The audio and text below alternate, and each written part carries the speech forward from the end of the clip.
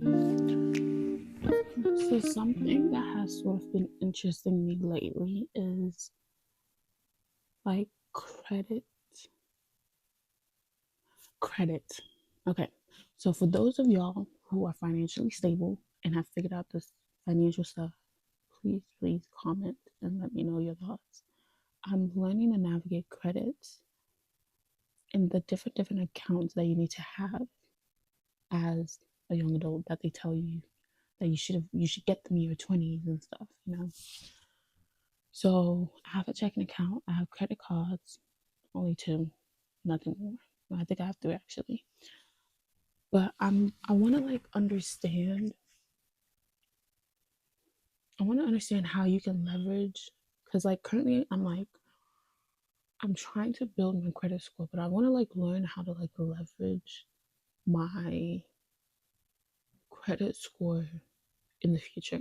That's the first thing. But also I'm building my credit so that I'm able to do specific things such as have bragging rights. Like for me personally, it's the bragging rights. Like I want to be like one of those people that has like an 850 credit score. They're rare, but they're out there. Like I want to get at least like 800 by the time I graduate college or something.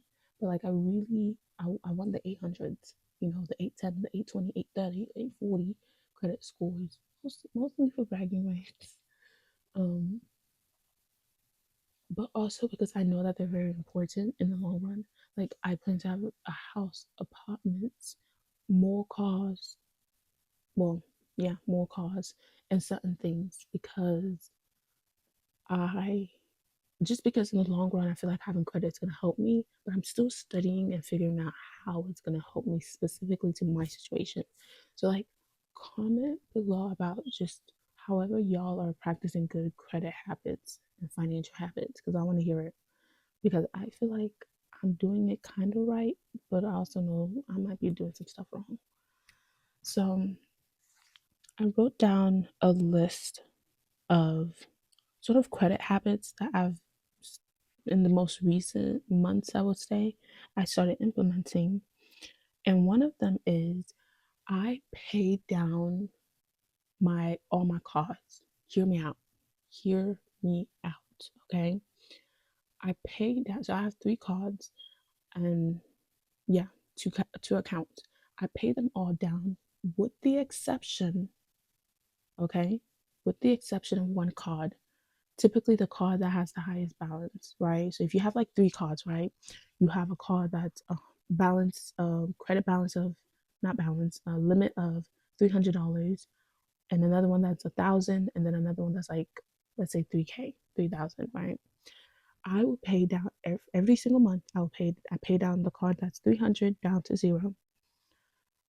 Um, the second card $1,000 down to zero. The third card not down to zero. The third card is 3K. That's the limit. I would pay down to like and leave about, for me personally, I try to leave between 5 and 10%. But nowadays I've decreased it and it's more between like 2 to 5% of that balance left. So that like the credit, credit bureau, what's the name? Bureau, see that I use my credit. Because the purpose, from my understanding, the purpose of a credit card is to show like financial responsibility or to sort of like, yeah, financial responsibility. That's the right word. And so I use the highest limit of one of my cards and I pay it down and leave about a few dollars left on the card. Um, if it's like 3K, 2 to 5% would be like less than $60, I think, and I leave that balance till the statement date and then I pay it off before like interest starts adding up. And I think that's called the due date.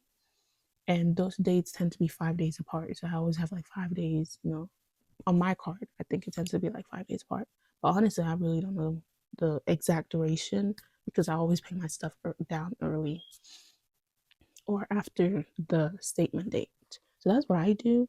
And I don't know what this is called, but I was kind of looking it up to figure out what that actually means when you pay down a certain card to the lowest balance. Oh, okay. I got it. So it's called AZEO. you zero out. Wait, I think I have the notes here. Do, do, do, do, do, do, do, do. Dun, do, do, do, dun, dun, dun, dun, dun, dun, dun, dun. I thought I wrote the notes down here. It's called A0.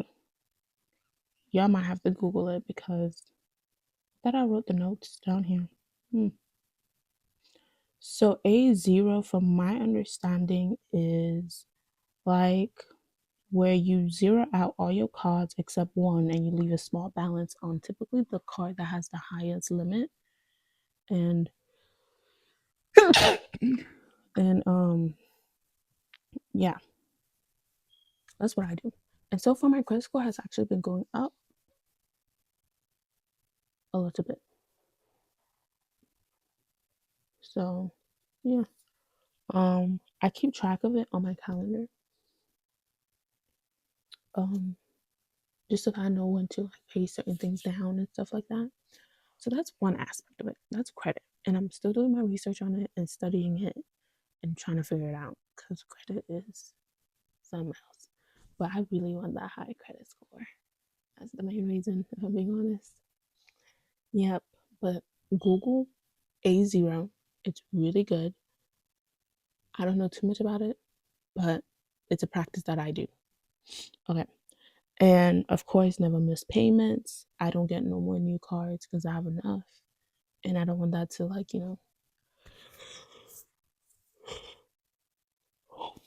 to sort of mess up my credit score.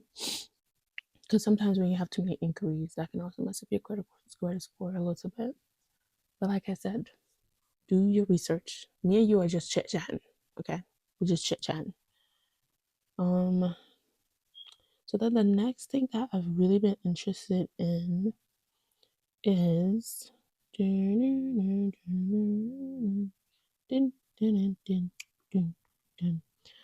been interested in investments. So I feel like at 21 years old, I should know something about investments, like Google it. I've been studying recently. I've been trying to like figure out like, what investments work best for me and stuff like that. But right now I'm in the phase of just studying and doing research.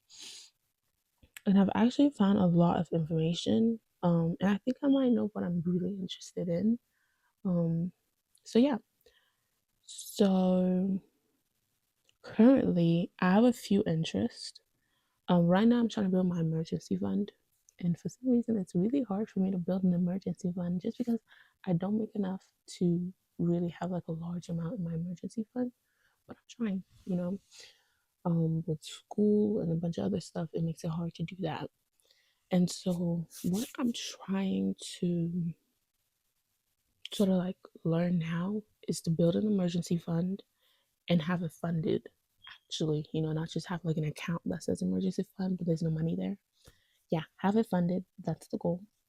um and then the second thing that I've been researching are index funds. Oof, I sound like I'm smart. Index funds are, oh, we're not about to talk about index funds like I know what I'm talking about. Index fund is something I'm interested in. I know it has something to do with the S&P 500, like, the top 500 companies and stuff like that. I'm interested in that, and I've been studying and researching it for well, the past day.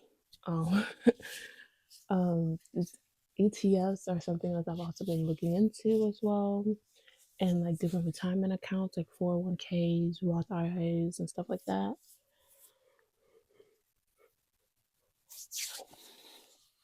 And let's see. So on here I have,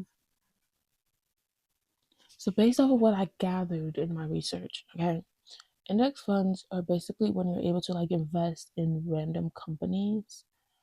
These random companies they have to be part of like the S&P 500 or something like that. You get to invest in their stocks, right? And these stocks, historically speaking, have always made maybe 7 to 10%, but it goes up and down depending on the year. And so that interests me because there's a lot of companies that I use. For example, Apple, you know, I'm recording this video on my Apple phone. And I feel like if I invested into those companies, I feel like I'm doing something with my money, you know? And also, I know that their products is good because I use them. But investment has more to do with like logistics than numbers. So it's not necessarily just about the companies you like. There's more to it than that. And I'm still doing my research into it. Okay. And it has to be a company that is within the S&P 500, so not like some small company that nobody knows about and we don't know the numbers. So keep that in mind. Another thing that I'm also doing is I'm currently in school pursuing a nursing career, but I'm also learning how I'm going to use my license to sort of leverage my future. And yeah, because I feel like with a nursing license, you can do a lot of things with it. A lot of things. So many things. Um, if I invested, let's say $5,000, I literally did the math the other day. If I invested $5,000 and earned roughly at 8%, so let's say I invested $5,000 into my nursing career, paying tuition or something like that, and I were to get like 8% of that back, 8% from that 5K invested, that would increase my nursing income by maybe 10 to 20% annually, possibly. Okay, so what I wrote here was hmm, currently my highest investment is my nursing career. Actually, you know what? I'm gonna cut this part out. I don't want it. Um, and then I plan to invest in like future business ventures, but right now I'm just trying to learn more about credit, how to maintain it, how to grow it, how to increase it, and index funds, what it is, how to navigate it, study and research it, ETFs, business, retirement accounts, and stuff like that. That's what I'm currently really into. So, for those that know a lot about it, please do not be afraid to drop some comments down below because honestly, I'm not as educated about it. And so, yeah, that's kind of just what's been on my mind lately as a 21-year-old college student trying to figure out her life and figure out this adulting thing. So, yeah, that is that's just gonna be what it is. Yeah. So that's my last thought for today, and I'll see you on the next episode of A Few Thoughts with Mary. Bye.